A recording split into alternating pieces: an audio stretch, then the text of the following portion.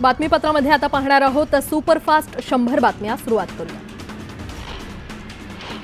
महायुतीतील 18 जागांवर अजूनही पेच कायम आहे। बंड शमवण्यासाठी या जागा जाहीर करण्यास महायुतीनं सावध पवित्रा घेतलाय। महाविकास आघाडीचं जागा वाटप 99% पूर्ण झालेलं आहे। आज संध्याकाळपर्यंत जागा वाटप जाहीर करू अशी माहिती संजय राऊत यांनी दिली आहे। माहीमधून न लढण्याचा प्रश्नच येत नाही। माहीमध्ये शिवसेनेची स्थापना, तिथे लढणार नाही असं होणार नाही अशी प्रतिक्रिया संजय राऊत यांनी अमित ठाकरेंच्या उमेदवारीवर दिली आहे। लवकरच महाविकास आघाडीचं जागा वाटप जाहीर होईल। या जागा वाटपात काँग्रेस सर्वाधिक जागा लढवणार आहे। काँग्रेस 105 ते 110, शिवसेना ठाकरे 90 ते 95 तर शरद पवारांची राष्ट्रवादी 75 ते 80 जागा लढवण्याची शक्यता आहे। मुख्यमंत्री एकनाथ शिंदेंच्या विरोधात ठाकरे गटाकडून केदार दिघे यांना उमेदवारी मिळण्याची शक्यता आहे। केदार दिघे ठाकरे गटाकडून निवडणूक लढणार असल्याचं जवळपास निश्चित झालंय।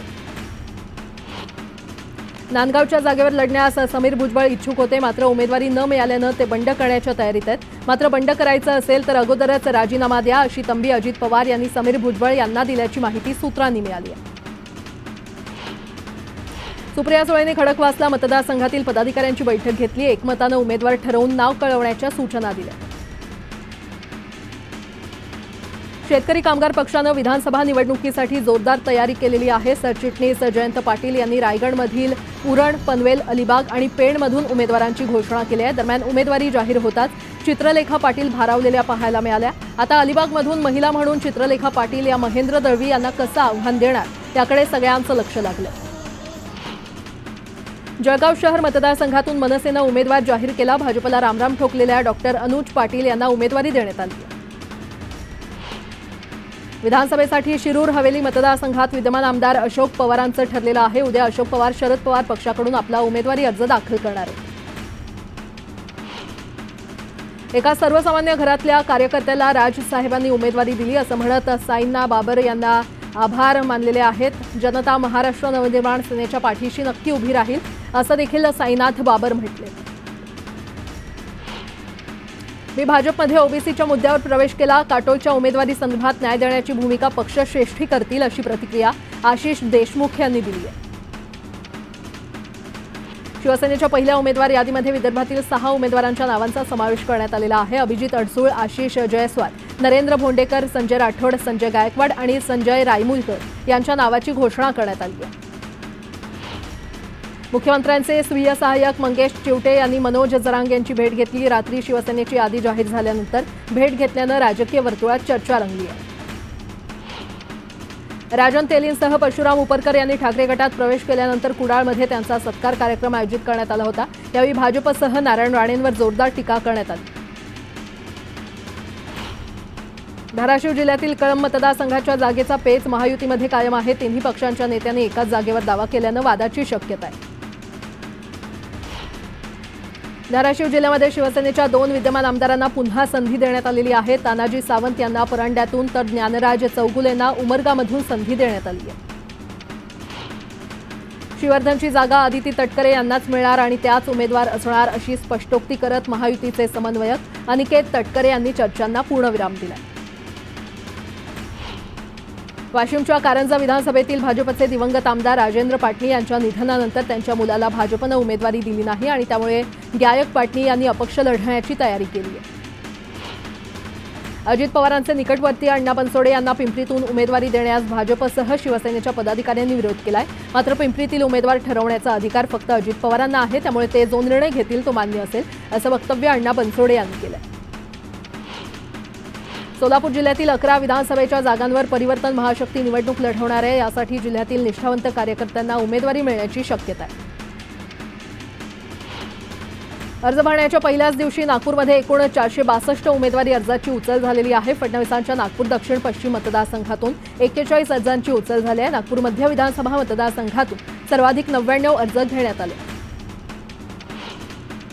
अकोला जिल्ह्यातील 5ही विधानसभा मतदारसंघात 104 व्यक्तींनी 178 उमेदवारी अर्जांची उचल केली आहे। मात्र उमेदवारी जाहीर न झाल्यानं इच्छुक प्रतीक्षेत आहेत। निवडणुकांच्या पार्श्वभूमीवर धुळे पोलीस अलर्ट मोडवर आलेले आहेत। यावेळी पोलिसांनी केलेल्या कारवाईत 6 गावठी पिस्तुलांसह 17 तलवारी जप्त केल्या। जळगाव जिल्ह्यातील 11 मतदारसंघात विधानसभा निवडणूक होते। जळगाव एसटी विभाग 350 एसटी बसेस निवडणूक प्रक्रियेसाठी देणार आहे। काँग्रेस नेत्या जिल्हा मध्यवर्ती बँकेच्या उपाध्यक्ष जयश्रीताई पाटील यांनी निवडणूक लढवण्याची भूमिका घेतली आहे। यानंतर काँग्रेसनं उमेदवारी न दिल्यास बंडखोरी करून निवडणूक लढवण्याचा पृथ्वीराज पाटलांच्या कार्यकर्त्यांनी निर्धार केलाय। माझ्या विरोधात उमेदवार ठरला असून तुतारीवर असो किंवा मशालीवर उमेदवार गुलाबराव देवकर हेच आपल्या विरोधात निवडणूक लढवणार असल्याचं मंत्री गुलाबराव पाटलांनी स्पष्ट केलं। आपलं गणित चुकत नाही, मात्र तुम्ही चुकू नका असं आवाहन त्यांनी कार्यकर्त्यांना केलं। शिवसेना शिंदे गटाची पहिली यादी जाहीर झाली असून त्यात यवतमाळ जिल्ह्याच्या दिग्रस विधानसभा मतदारसंघातून विद्यमान आमदार संजय राठोड यांना पुन्हा उमेदवारी देण्यात आली आहे। शिवसेनेच्या पहिल्या यादीत नांदगाव विधानसभा मतदारसंघातून पुन्हा एकदा आमदार सुहास कांदे यांना संधी देण्यात आली आहे। यावेळी कार्यकर्त्यांनी फटाक्याची आतिषबाजी करत जल्लोष केला। शिवसेनेच्या पहिल्या यादीत आमदार चंद्रकांत पाटलांना उमेदवारी जाहीर झालेली आहे। उमेदवारी जाहीर होताच मुक्ताईनगरमध्ये फटाक्यांची आतिषबाजी करण्यात आली। महाविकास आघाडीचं जागावाटप जाहीर झालं नाही, त्यातच महाविकास आघाडीतील घटक पक्ष असलेल्या शेतकरी कामगार पक्षानं 5 उमेदवार जाहीर केले। विधानसभा निवडणुकीसाठी उमेदवार निवडीचं काम सुरू असल्याची माहिती जरांगे यांनी दिली आहे। नावं अंतिम करण्यासाठी अंतरवाली सराटीमध्ये उद्या मनोज जरांगे बैठक घेणार आहेत।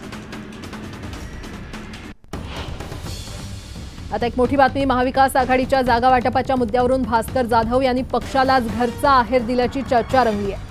महाविकास आघाडीत जागा वाटपाचा तिढा वाढेल असं मला वाटलं नव्हतं, मात्र ज्या ठिकाणी विजयाची खात्री असते त्या ठिकाणी अपेक्षा वाढलेल्या असतात, मात्र थोडा विलंब होतोय हे नाकारता येत नाही असंही भास्कर जाधव यांनी स्पष्ट केलंय। त्यामुळे महाविकास आघाडीमध्ये जागा वाटपावरून खरंच काही आलबेल आहे का असा सवाल आता उपस्थित होतोय। महाविकास आघाडीचा अशा पद्धतीनं जागा वाटपाचा विषय लांबेल असं मला अजिबात वाटलं नव्हतं। आपण त्याला तिढा म्हणताय, परंतु मी जागा वाटप हे लांबणीवर पडलं असंच म्हणतो। पण त्याच्यामध्ये दुसरी बाजू अशी आहे की ज्या ठिकाणी विजयाची खात्री जास्त असते त्या ठिकाणी अपेक्षा वाढलेल्या असतात, आणि म्हणून महाविकास आघाडीमध्ये हे स्पष्ट झालेलं आहे की महाविकास आघाडी जेवढ्या म्हणून ज्या पक्षाला जागा मिळतील त्याच्या विजयाची जास्त खात्री वाटत असल्यामुळं थोडंसं ह्या जागा वाटपामध्ये थोडासा विलंब होतोय हे नाकारता येणार नाही। पुन्हा एकदा बातम्या वेगवान स्वरूपात। वाशिम तालुक्यातील पैनगंगा नदीवरील जुमडा शिवारात उभारलेल्या बॅरेजमुळे शेतीचं मोठ्या प्रमाणात नुकसान झालंय। त्यामुळे 20 पेक्षा जास्त शेतकऱ्यांची शेती पाण्याखाली गेलेली आहे। जलसंपदा विभागानं तात्काळ मोबदला द्यावा अशी मागणी शेतकऱ्यांनी केली आहे। सांगलीच्या तासगाव तालुक्यात गेल्या 8 दिवसांपासून परतीच्या पावसानं धुमाकूळ घातलाय। पावसानं द्राक्ष बागांवर मोठा प्रादुर्भाव झाल्यानं शेतकरी आर्थिक संकटात सापडलाय। मावळमध्ये रात्रभर विजेच्या कडकडाटासह अवकाळी पावसानं हजेरी लावली। ऐन दिवाळीच्या काळात सोयाबीन, इंद्रायणी भात पिकांना बहर आला असताना अवकाळी पावसानं बळीराजाच्या आशेवर पाणी फिरवल्यानं शेतकरी हताश झालाय। सध्या राज्यात सुरू असलेला पाऊस आता विश्रांती घेणार असून या मान्सूनची सांगता ऑक्टोबर अखेर होणार आहे। त्यामुळे लगेचच थंडीची चाहूल महाराष्ट्रात लागण्याची शक्यता आहे। मुंबईत सध्याच्या बदलत्या तापमानाचा त्रास मुंबईकरांना होत असून सर्दी खोकल्याच्या रुग्णांची संख्या वाढलेली आहे आणि त्यामुळे खासगी आणि सार्वजनिक रुग्णालयांमध्ये रुग्णांच्या संख्येमध्ये वाढ झाली आहे। आता एक मोठी बातमी, महाराष्ट्र विधानसभेत आम्ही पूर्ण ताकदीनं निवडणूक लढवणार अशी प्रतिक्रिया एमआयएमच्या वारिस पठाण यांनी दिली आहे। तर 2 दिवसात पुढील उमेदवार देणार आणि पूर्ण फोर्सनं निवडणूक लढणार असल्याचं देखील ते म्हटलंय। आमच्या पक्षानं 5 उमेदवार जाहीर केलेत, पुढचे उमेदवार देखील लवकरच जाहीर होतील असंही पठाण म्हटलेले आहे। सगळीकडे आमच्या महाराष्ट्रामध्ये आमचे जितकेही कार्यकर्ते, जितकेही लीडर्स आहे सगळ्यांनी तयार केलेली आहे, आणि ज्याप्रमाणे सगळ्या जी पार्टीज आहे, कोणी असू देव, सेक्युलर किंवा महायुती, त्यांना अधिकार दिलेला आहे संविधानाने, तर आम्हाला भी अधिकार आहे निवडणुकामध्ये हिस्सा घ्यायच्यासाठी, आणि आम्ही फुल फोर्स, विगर, स्ट्रेंथ लावून हा निवडणूक लढणार। एमआयएम पक्षाकडून जे बाकीचे उमेदवार आहेत त्यांची यादी कधीपर्यंत जाहीर केली जाईल? 2 दिवस थांबा मॅडम, 2 दिवस आमच्या हायकमांड निर्णय घेणार आणि तुमच्या समक्ष ती यादीची जी लिस्ट आहे ते संपूर्ण लिस्ट आपल्याकडे येईल।